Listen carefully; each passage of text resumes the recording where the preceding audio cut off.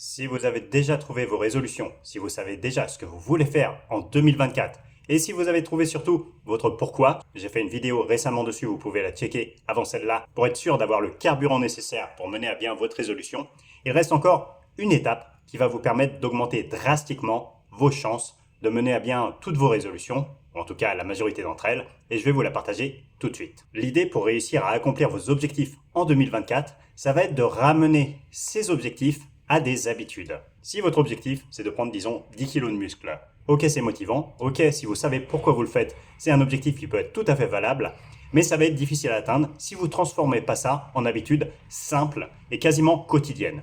Une bonne habitude, c'est quelque chose que vous faites à heure fixe, à date fixe, et qui vous permet tous les jours d'avancer vers votre objectif. Vous vous donnez alors une obligation de moyens, pas une obligation de résultat. Et paradoxalement, c'est ça qui augmente vos chances d'avoir des bons résultats. Donc avec votre objectif, avec votre résolution, réfléchissez simplement à un moyen d'avancer vers cet objectif tous les jours. Pour que ça soit une bonne habitude, il faut qu'elle soit à heure fixe et avec une durée fixe. Vous pouvez vous dire par exemple tous les matins à 7 heures, je fais 20 minutes de sport. Ou alors tous les soirs à 18 heures en sortant du travail, je fais 10 minutes d'exercice sur ma timidité. C'est beaucoup plus facile d'atteindre vos objectifs si vous n'avez pas besoin de motivation supplémentaire pour vous mettre à la tâche. Si vous faites ça tous les jours, c'est une habitude, c'est comme vous brosser les dents. Vous n'avez pas besoin d'énergie pour vous dire « oui, il faut que je me mette à me brosser les dents ». Non, c'est naturel, ça vient naturellement. C'est ça le gros pouvoir des habitudes et c'est pour ça qu'il y a énormément de livres de développement personnel qui conseillent de mettre en place des habitudes.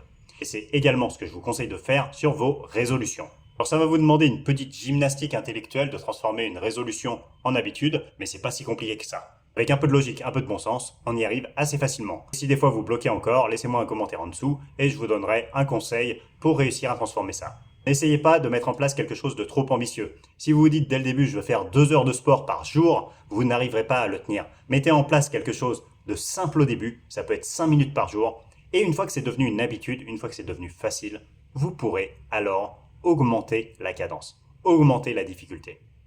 Et ce qui se passe en général, c'est que les gens font absolument l'inverse. Au début, il y a la motivation, donc ils commencent fort, très fort, trop fort. Bien sûr, au début, avec la motivation, c'est facile de tenir une résolution. On y va fort, on se dit qu'on est motivé, qu'on sait pourquoi on le fait.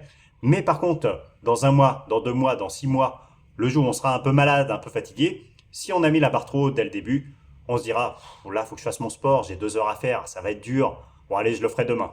Et c'est comme ça qu'on abandonne une résolution.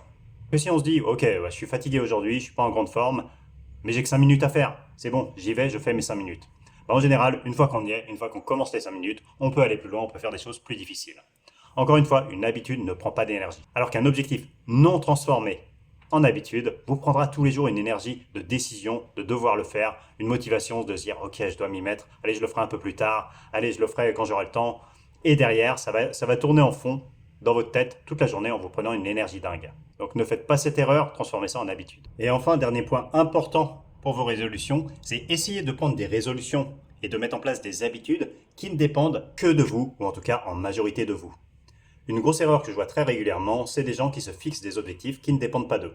Reprenez toutes vos résolutions, toutes vos habitudes et demandez-vous à combien de pourcents elles dépendent de vous. C'est ok s'il y a un petit pourcentage qui ne dépend pas de vous, il y a toujours une part de chance, de hasard, de facteurs extérieurs.